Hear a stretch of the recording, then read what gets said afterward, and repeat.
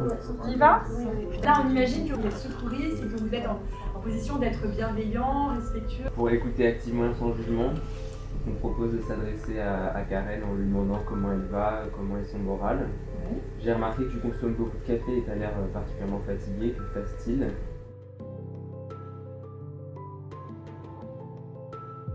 Comme dit l'OMS, il n'y a pas de santé sans santé mentale.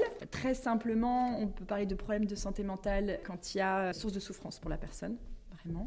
Et puis, on considère que la santé mentale, elle s'étend sur un continuum entre la bonne santé mentale d'un côté, de manière un peu très schématique, et la santé mentale fragile de l'autre. Et puis les personnes naviguent sur ce continuum tout au long de leur vie.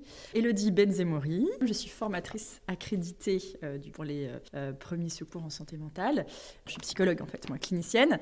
Ça a été mis en place en Australie initialement, donc en fait par un éducateur qui souhaitait élargir le principe des premiers secours physiques aux troubles psychiques. Déjà, il y a déjà plus de 20 ans, en 2000 en Australie. C'est arrivé chez nous qu'en 2019 en France. Alors moi, je travaillais au service de santé universitaire, en fait, justement ici, à l'UPEC, à Créteil. Et c'est comme ça que j'ai connu les premiers secours en santé mentale, puisque notre service, en fait, était chargé notamment et subventionné aussi par l'ARS, donc l'Agence régionale de santé, pour développer ces formations auprès des étudiants.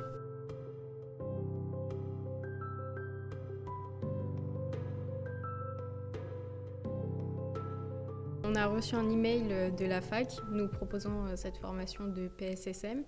Et comme c'est la première fois que j'en ai entendu parler, je me suis dit pourquoi pas essayer et voir. Je m'appelle Jasmine, j'ai 18 ans et je suis en première année de licence sciences pour la santé.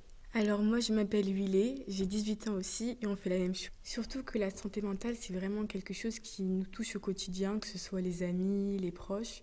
Du coup c'est intéressant de pouvoir s'informer là-dessus pour pouvoir aider. La santé mentale pour moi c'est primordial, c'est-à-dire que je suis un ancien conseiller régional des jeunes en Bretagne, parce que je suis breton.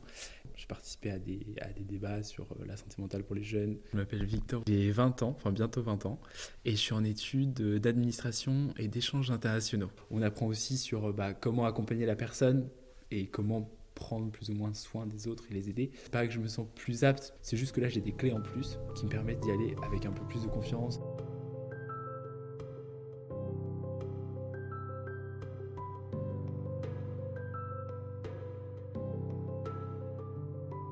Et c'est plutôt dans les médias ou bien dans les livres, dans les films qu'on a des représentations de cela. Et là, dans la formation, on apprend que c'est totalement différent en quelque sorte. Et du coup, ça déconstruit certains mythes qu'on avait et c'est du coup intéressant de pouvoir réaliser que c'est beaucoup plus commun que qu'on peut penser a priori. On peut espérer que ce soit répandu, les gens s'y intéressent de plus en plus. Enfin, peut-être qu'il y a un voile quand même, qui a été levé sur la question de la santé mentale. Maintenant, les moyens ne sont pas toujours là. Que c'est comme si quelqu'un, par exemple, a la grippe et n'a pas de soins, même voire ne sait même pas qu'il est malade. Donc c'est même un besoin d'être au courant et d'être informé par rapport à cela. Tout bêtement, on va voir notre médecin en général une fois par an ou tous les 2 ans, juste pour un contrôle. Pourquoi on ne le ferait pas avec un psychologue, avec un thérapeute, pour aller bien et pour s'assurer que tout va bien. C'est pas que ça me choque, mais je me dis qu'il y a beaucoup de personnes qui sont atteintes de ces choses-là et qui ne prennent pas soin d'eux par peur de l'image des autres et de se dire finalement c'est admettre que j'ai des faiblesses, le fait d'aller voir quelqu'un, alors que pour moi c'est plutôt des forces.